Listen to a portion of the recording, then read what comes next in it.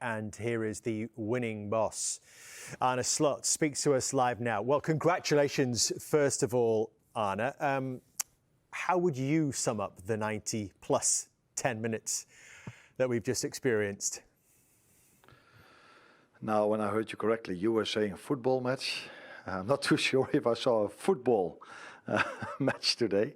It was set piece after set piece, long throw. It didn't have a lot to do with tactics, what I said before the game. But I liked a lot how we stood strong. Very difficult first half hour, 45 minutes.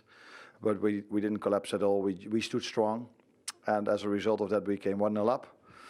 They going down to 10 men, you would expect that is a big plus for us. But yeah, when a goalkeeper takes every free kick, then there's not so much help if you are one player up. And that's why it was so difficult for us to bring the 2-0 over the line. Boss, congratulations. As you said, Jamie and I played a lot of games like that back in the days. Trust us. But Jamie and I spotted something. Playing style then. Jamie and I spotted something on the free kicks. A lot of the free kicks, the line that you were having wherever they were trying to throw the ball in, you had it very low. The line was very low. And on the goal, Van Dijk decided to go really high. And what was the thought process of that? You got punished, and it's easy now because you got punished. It's easy for us to bring it up. But you did it the whole game. You played low to attack the ball, and on that one you went high. True. I don't think it's fair to blame Virgil. It's a combination. He has contact with us at the bench. All the other ones were further up the pitch, so we know what their idea is. They bring the ball to the D, then Byrne is there attacking a ball, trying to make it difficult. There were a lot of difficult situations for us coming off that, so either a second ball or a throw-in or another corner kick.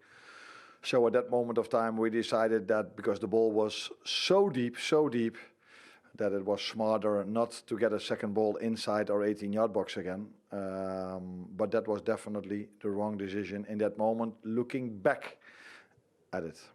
You expected, there was aggression, there was everything, there were injuries, there were sending offs, and there was a last-minute winner in added time from a 16-year-old. Yeah, obviously we all know it's a difficult place to come. We all know that there was a lot of oil on the fire, I would say, this week in order to get especially Newcastle fired up. And what happened tonight, obviously, it was expected. I think for us, the disappointed part is that we conceded 2 of set pieces, and that shouldn't happen. But overall, great 3 points, move on, and focus on the next one. How much credit do you give Newcastle, because they looked as if they had 11 players on the pitch towards the end?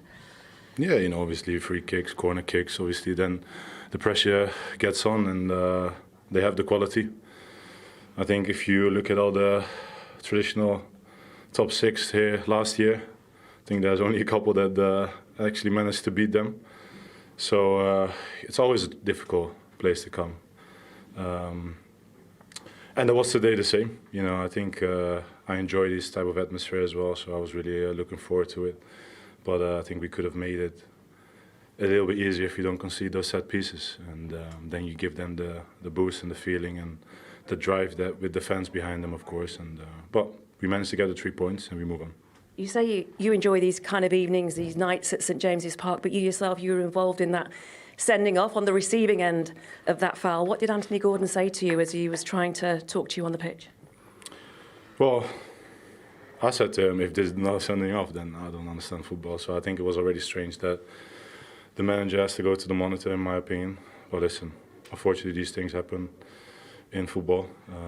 If you meant it or not, it happened. We move on. That's it. A word on Rio. I know we spoke about him briefly at the start of this interview, but to finish it off, it was the coolest of finishes, and at such a young age as well, just coming on, Premier League debut, boom. Yeah, for sure. I think it's a dream debut for him. I think that whole attack was quite good. Harvey, I think, started it, or right-hand side, and obviously I think Freddy did the dummy. So it was a perfect attack. We stayed calm towards the end as well, try and find the right solution in order to score a goal. And we did it, so I'm very, very pleased for Rio. I've mentioned it before to him already. It's all a start now. He has to keep working hard and stay humble, but definitely have to enjoy this, because these nights you can't take for granted, of course, if you're in his position. And I'm sure with the players that we have, he will be back in training and having a hard session tomorrow again, and then we carry on. I saw Curtis celebrating with him at the end, spraying with him with a bottle of water, because that's all they've got at hand. How long does it take, Virgil, to get that rhythm and to find that rhythm that you became champions last season? Games. That's the only way. I think there were many good things today. Obviously, what I said, I think the beginning was very intense. All was expected. If you're going to try and show that you're the best team on the ball, they will come and attack you from behind and press them, and with the fans behind them. So we had to be a little bit more direct. And at a certain point, when the fans started to quiet down a little bit, then you have time to play. And I think we did that well. And like I said, it's a very tough place to come. And with their fans behind them, great fans, and it's always difficult to come in. Rest well. Thank you. Thank you very much. See you. Because he has the best insight of this from anyone off the bench. I mean, as I said, unfortunately, yours wasn't the winner, but you can know what it means to come through, get your opportunity, and come off and score like this. But he's been on the pitch less than 5 minutes. And absolutely. I mean, it was a wonderful finish. He's obviously got a lot of talent. Maka sees him a lot, or has seen him a lot at the academy. He's a very direct player, got great feet. He is exciting. Possibly, a lot of people thought he was too young, maybe. Would he have had his chance if happenings hadn't occurred over the summer? Liverpool losing 3 attacking players. But these things, are meant to be in many ways, and he was meant to be there today in that position with that incredible finish. I mean, the confidence of him to do that. The best thing about that finish was there was really no options. The ball coming from that side on your right foot, it is a hard right foot, side foot finish into the far corner. There are no real options. Yes, you can pull it into the near post, but that really is the obvious option. So he didn't have anything on his mind other than, right, this is the finish, this is what I'm going to do. And the one thing you would say, Mo, he has scored a couple of goals in pre-season, which may or may not have helped. Massively helped. But the fact that he's played at Anfield... But that situation But that is a different situation. And Liverpool saved their best bit of football, their best move to the 100th minute. I mean, talk about getting out of jail, talk about getting out of trouble and rewriting a new game. If they would have finished 2-2, you would have thought, how on earth have Liverpool got away with a draw? And then they go and get 3 points out of it. No wonder Virgil kept on saying, we move on, because the more you focus on it, the more errors, the more questions you've got. And it was an incredibly strange performance, but an magnificent result. Very strange. I felt sorry for Newcastle. I really did. Everything went against Newcastle tonight, and then they concede in injury time like that. And we feel sorry for Mo as sort of year by year his records tumble. I mean, in fairness, you've held this one for a long time, but you have been knocked off your perch as Liverpool's youngest ever Premier League goal scorer. Maka almost made that graphic, by the way. 19 you were with research when you scored for the first time. Okay, well, why didn't you put it on there? They could have elongated it. Yeah. Well, Sean, the producer, who does this, not me. Is that Sean? Was he a Newcastle fan? No, he's not a Newcastle. Hobbs is a Newcastle fan. But he's too busy crying, I was I think, mentioning that you scored at 19. But yeah, he's beaten some names. And the good thing is, listen, players can be decent and showing a bit of form and showing some talent, and maybe at the end of the season there's nothing on it and they come on and they score the 5th goal in a 5. That was the real deal today. He'll always look back on that and think the feeling of scoring the winning goal, it wasn't just his first goal ever. It was so important. I know we're early on in the season. You don't want to be losing ground. Liverpool have got Arsenal next. All of a sudden, if they get beat there and they're 5 points behind, that's a lot of catching up. I know it's a long season. You don't want to be doing that. That is such an important goal for Liverpool. Forget who scored it, but that lad now. We come you in studio. Ahmed Fareed here with Danny Higginbotham and Robbie Mustoe. What did we just witness? The 16-year-old with 3 letters on his back gives Liverpool the full 3 points in this one. So Danny, improbable, the swings back and forth. What's your takeaway after seeing what just happened? 2 teams full of character for very, very different reasons. The way that Newcastle came back when they were down to 10 men, went for it. Got the better of Liverpool to a certain extent as the game went along. Second time that Liverpool have given up a 2-goal lead in 2 games.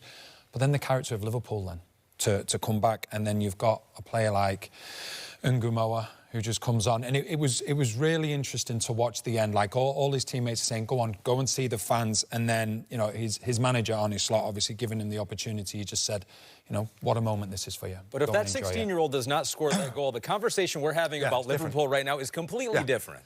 First off, what a game. What a game. I mean, wow. We love the Premier League, and that is some game. And these two teams serve up this type of game many times in the past.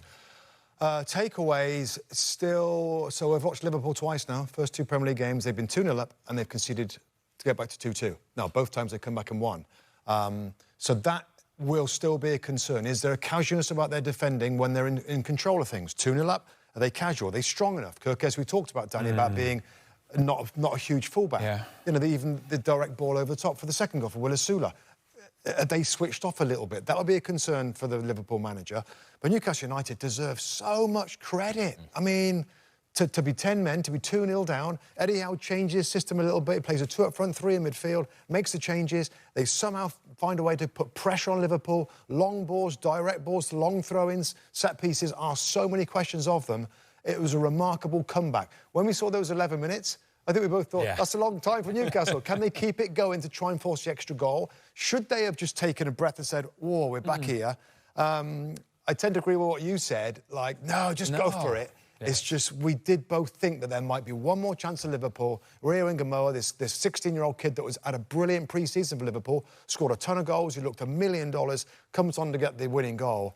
Brilliant, absolutely brilliant stuff. To Newcastle's credit, there were many times in that second half you said it looks like Newcastle's the team that has 11 men and not 10 men. Yeah, it was bravery. And, you know, I think especially when you're playing at home and you find yourself in a situation like that, the fans have a big part to play, huge part to play. And the reason I was looking at thinking, right, OK, it's 2-2. You end up losing this game 3-2. You know you're going to get applauded off by the fans. So you may as well go for it. You know, and try and get that third goal. And if you end up losing, it's still been an incredible performance. But they did get some injuries as well. Yeah, they did. Liverpool's control will be a problem. Now, maybe Ekitike and Florian Wirtz that are new to this league, I mean, there's been 2 very difficult games. Arne Slot, in an ideal world, will want more control than that. You've got a man up, you're 2-0 up. They've got to be able to take the sting with possession and with the football. But with the energy and the spirit of Newcastle United, they weren't able to do it, and that's full mark. 5 minutes of chaos at St James's Park, at the end of which Liverpool lead, Newcastle are down to 10. Liverpool committed 9 fouls in the first 25 minutes, the most in their Premier League history. But after that, a moment of calm, and Ryan Gravenberch took advantage, Jamie. Yeah, I mean, listen, Newcastle absolutely battered Liverpool for that first half an hour or so. But just before this, Liverpool had kept a little bit of possession in terms of going nowhere, just trying to take the sting out of the Newcastle crowd. A poor throw-in from Kieran Trippier into Ryan Gravenberch, gets the wrong side of Joe Linton. And Curtis Jones has been one of the better Liverpool players, actually done well in this cauldron at St James's. But remember before the game, Arne Slot mentioned about Newcastle going into a low block at different times. Maybe this is something they'd spoke about before the game. Can they get the shots away? Because it's not normal to see Ryan Gravenberch take shots from the edge of the box. But he goes to shoot there. He thinks twice. A little bit of fortune, a little nick on the way there from Shah. But I cannot believe that right now at half-time, Liverpool are 1-0 up. Newcastle down to 10 men after what I'd seen in that sort of first 34 minutes when, as I said, Newcastle were fantastic. And that is football. I mean, I think it still goes in without the slight touch anyway, but yeah. Newcastle have done everything at high speed, including trying to win the ball back. Is this come down to over-exuberance on Anthony Gordon's part today? Yes. In our time, Jamie, we would have maybe... It would have been a foul. Maybe a yellow, not a red, but this is not our time. It is a red card. And at the time that it happened, I said red straight away. Why do you put yourself in this type of situation? I know you get carried away, you put pressure on one of the players, you go and put pressure on the goalkeeper. What's the mistake he makes Thierry here then? Because he wants to go and close it now, he wants to win the ball. It's too far to reach him. You know it's too far to reach him. He knows that. He gets carried away with what's been happening, and I can understand it. But you can't argue that is a red. This is daft from Anthony Gordon because he was the best player on the pitch. By a distance. Before that, he was absolutely so fantastic. good. That's what happened to Virgil van Dijk. Yeah, you see that there. Simon Hoover overturning his on-field decision, saying the challenge is with speed and makes clear contact on the Liverpool forward calf. Anthony Gordon had to check for himself. Will they be kicking themselves, Newcastle, then? They will be. Not because they're 1-0 down, because of that, the red card.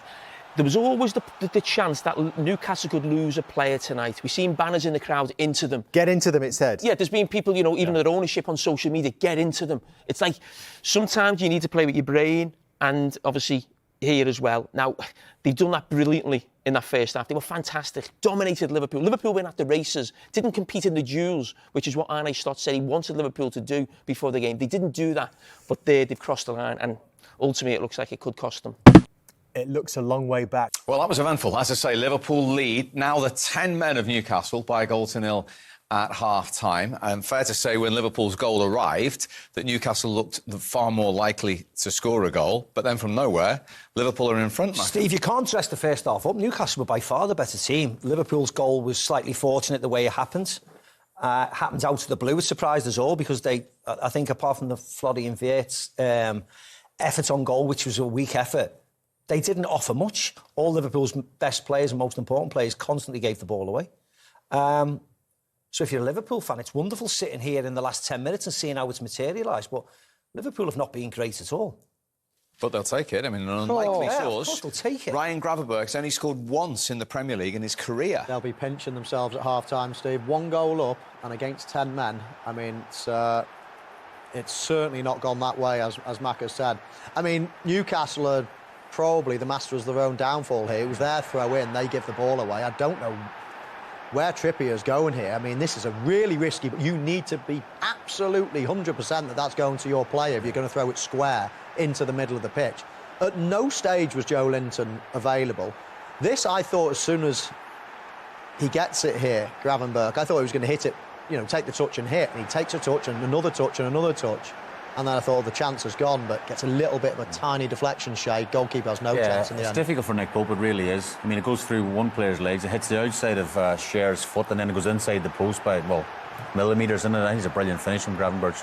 And for me, no chance for Nick Pope. But how much of a sickener for Newcastle at that point was that? I mean, they'd had 6 shots to Liverpool's 1 at that point. Look, it was one-way traffic for the first half an hour. There's no doubt about that. Newcastle were the better team. And we said off air they have to score because we know Liverpool would bite back at some stage. They had plenty of chances, and again, I suppose the obvious one is they didn't have a striker to put them away, with Isak missing tonight.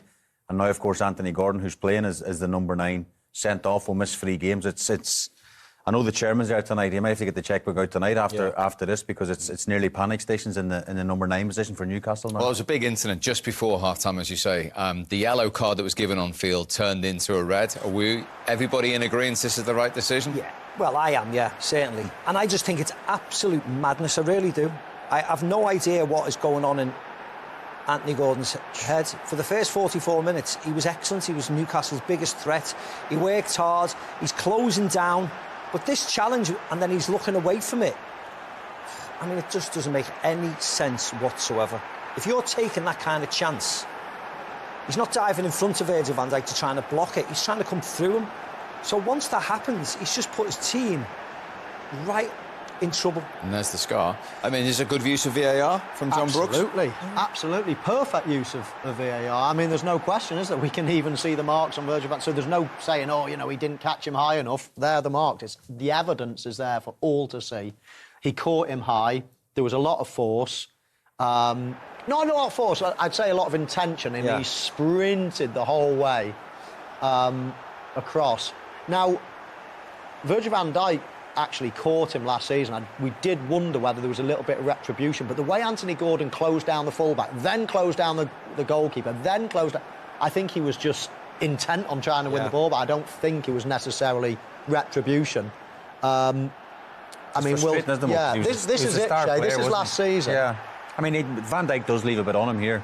I don't know if Anthony Gordon's thinking about this right now, but I do believe he sprinted the fullback to the keeper, and then he's trying to get something on Van Dijk, try and get some sort of block, but you can't go through the back of him, Steve. You really can't. They look back at it.